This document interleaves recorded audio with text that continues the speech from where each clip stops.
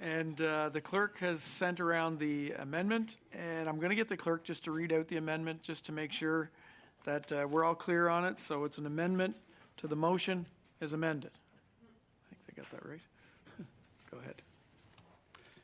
That in light of the transfer of sadistic killer Luca Magnotta out of maximum security prison to a medium security prison, now this part is removed afterwards up to the committee immediately is removed, undertake a study of one meeting, and afterwards it's removed on up to on how the decision to make this transfer was made, the prisoner transfer process for prisoners in maximum security facilities, and the committee report its finding to the House of Commons, and the committee called the following witnesses to appear.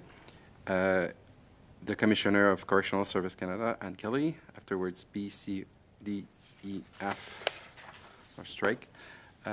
G, the warden of La Macasa Institution, and afterwards it's stricken, it's removed from H to also the amendments adopted before to, and sorry, there's a mistake here in English, but the representative from the McGill Medical Team, en français, à la lumière du transfert du tueur sadique.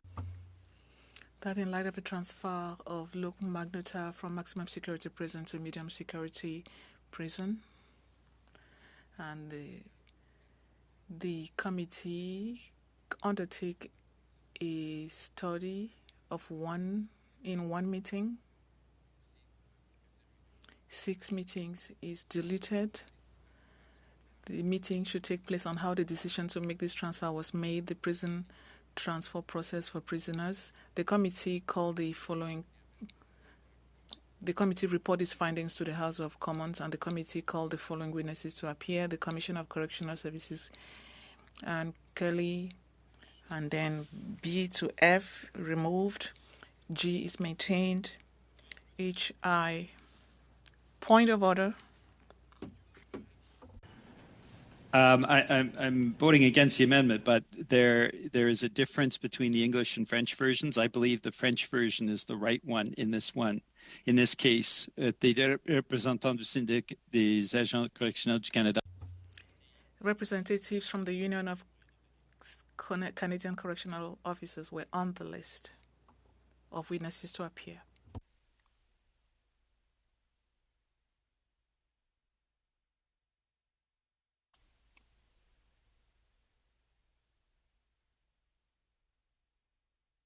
Mr. Julian, are you saying H is stricken in French and it should be stricken in English? No, or I'm opposite, saying sorry? H is not stricken in French and shouldn't be stricken in English. Yeah, but Madame Michaud can clarify, but that's what I'd heard. Exactement, en anglais et en... Exactly, in French and in English. It should not be stricken. The union should appear. Make the correction. Thank you. Et donc, gardons H est gardé. So H is maintained. From I to O, deleted. O being the amendment adopted, and then we add the McGill Medical Team. Is everybody in? Agree? Good. All right. We're going to move on to speaking order. Glenn Motz, please. Mr. Motz? Yes. Thank you very much, Chair. I won't speak at this time. Sorry, Chair. Point of order. Just one moment. Yeah. Okay. I'm going to ask, do you want to start a new speaking list? Yeah, that's the point. Whenever there's an amendment, we have to start a new speaking list. Okay. Ms. Ferrari? Mr. Julian, your hand's up, I take it, to speak?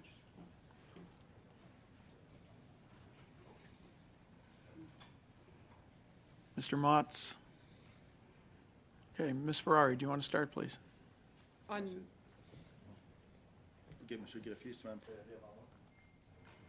didn't get translation. Pardon me? You want to start? Go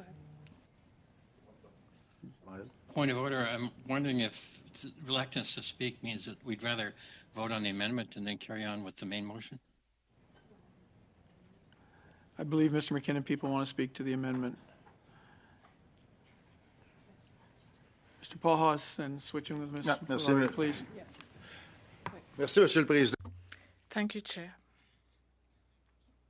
I'm very surprised with the amendment from my colleague from the Bloc Québécois. First of all, she's saying that we are playing politics with this, whereas she's supposed to be representing citizens, and then we have such news that is shocking people. It's our job to bring this here and to understand. I do not understand why Ms. Michaud is bringing this down to an administrative process. We just have to organize a 2-hour meeting to understand the process, and then we move on to something else. I think we should maintain what was provided for before. From my understanding, the Liberals had wanted to go even further. So I think we are unanimous around the table that we want to understand why dumpsters like Manota were transferred. It's not simply an administrative process, it's more than that. Thank you. Thank you, Mr. Haas. Mr. Shefke, please. Thank you very much, Chair. I just want to start off by saying that if any violence, the kind of violence that we saw committed by Bernardo and Magnota, were ever to occur, God forbid, to any person in my life, any of my loved ones, I would want that person to never see the light of day. And I'll take off my political hat here and my political affiliation and say this for every single member of this committee. If anything happened, any violent crimes committed, God forbid, to any members of your families, I would want that person to be locked up and never see the light of day. And so I'm actually supportive of the motion that was put forward, and I'm supportive of the amendments put forward by ma collègue, Madame Michaud.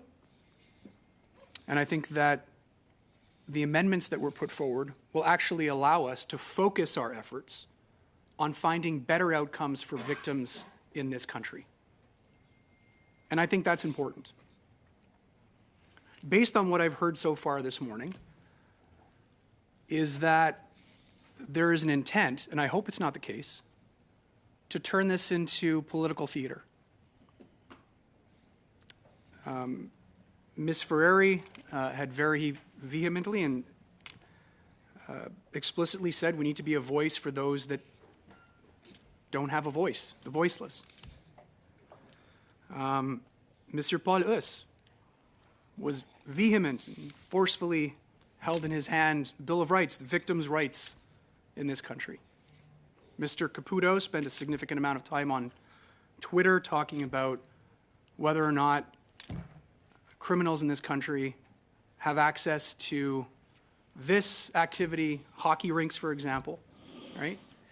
And my fear is that that's what's going to happen with this study that is far too important to become political theater. And I hope that truly doesn't happen. Because if it did, I would unfortunately have to state to my conservative colleagues that I will gladly take a chainsaw to their proverbial soapbox and point out, firstly, that transfers from maximum to medium security prisons in this country peaked under Stephen Harper, conservative Prime Minister Stephen Harper, 291 in 2012, 2013, and 319 in 2013, 2014, years in which I will point out. Point of order. Just in terms of relevancy, I'm pretty sure we're talking about the current Liberal NDP government decisions and not former governments that are no longer here. Thank you. Continue, Mr. Shefke, please. I am speaking on the amendment, and I understand that they're going to try and use point of orders to cut off my train of thought because the facts are hurtful. But the next is with regards to the hockey rink that Mr. Caputo tweeted about, that my understanding was actually built decades ago, and the Conservative government had a decade in power, 4 years of which a majority government where they could do whatever they wanted and refused to stand on a soapbox. So where was the outrage there, Mr. Chair? Point of order. If we're going to talk about soapboxes, perhaps we could refrain from Mr. this. Chair, And let's debate, Mr. Chair. Paul Bernardo was not in medium security at the time that Prime Minister Harper was in. Okay. Let's talk about soapboxes. If we're going to talk about not debate, soapboxes, guys. Okay. we can do that. is I will gladly point out, and once again, take a chainsaw to the soapbox made of toothpicks and say that the 3 worst years of prison escapes under this conservative government, under this conservative opposition, happened during the Harper years, Mr. Chair. So, what I'm hoping is that we actually focus on finding solutions for victims and not trying to paint another government as soft on crime when the government that has the worst record on crime is sitting right in front of me, and it's the Conservatives. Now, what I also want to say is that I hope that whatever we do moving forward in this study builds upon what we already know. What we already know, based on the testimony that we received from Commissioner Ann Kelly, a question posed by my colleague, Mr. Biddle, was verbatim, would it be a legal order for the minister to interject in the specific transfer of an individual? And her response was, verbatim, my understanding is that the minister does not have that role. It is very much an operational decision. So I hope we build on that because we've established that. We have that testimony on record.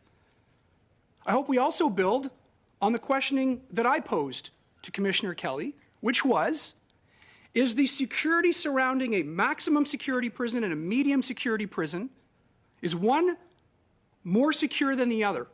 And her response was no. And I actually went out, Mr. Chair, and visited several prisons to confirm this on my own, to witness it on my own. So that's been confirmed. So what I hope we do with the motion proposed by the Conservatives and the amendments which I support by ma collègue, Madame Michaud, is that we build on what we've learned, that we actually look for solutions to better outcomes for victims in this country, and that we do not let this become political theater that it looks like the Conservatives would like it to be. Thank you, Mr. Chair. Thank you. Thank you. Mr. Julian, please. Thank you, Mr. Chair. I'm voting against the amendment. I want to start by saying that I think the idea of having an expanded witness list and continuing the study that we started last November makes sense. I don't believe the amendment achieves that. And the amendment actually restricts the kinds of questions that I think we all need to ask about victims and how they are notified, about correctional officers and how their feedback is provided around transfers. And the list that we had adopted of additional witnesses that Ms. O'Connell presented, I thought made a lot of sense. I'm also very concerned about how high escapes were, threatening public safety under the Harper government, and the fact that Conservatives proposed in December slashing dramatically the correctional services budget by nearly $300 million. I don't think any of that comes out with this amendment. But I do want to stress, Mr. Chair, I believe it's important that we respond to victims. In the case of this special emergency meeting, which costs tens of thousands of dollars to put on, if members of 2 different parties sign a letter, they should at least agree on their approach on how this emergency meeting will be held. We could have had this discussion next Monday at our regular meeting. Instead, we're spending tens of thousands of dollars having this special meeting, and it now appears that the 2 parties that signed the convocation for this special meeting had 2 dramatically different visions of how this emergency meeting would proceed. And I think it's incumbent on members of Parliament of all parties to at least agree when they're spending taxpayers' money, as this meeting definitely does, at least agree on what the approach is.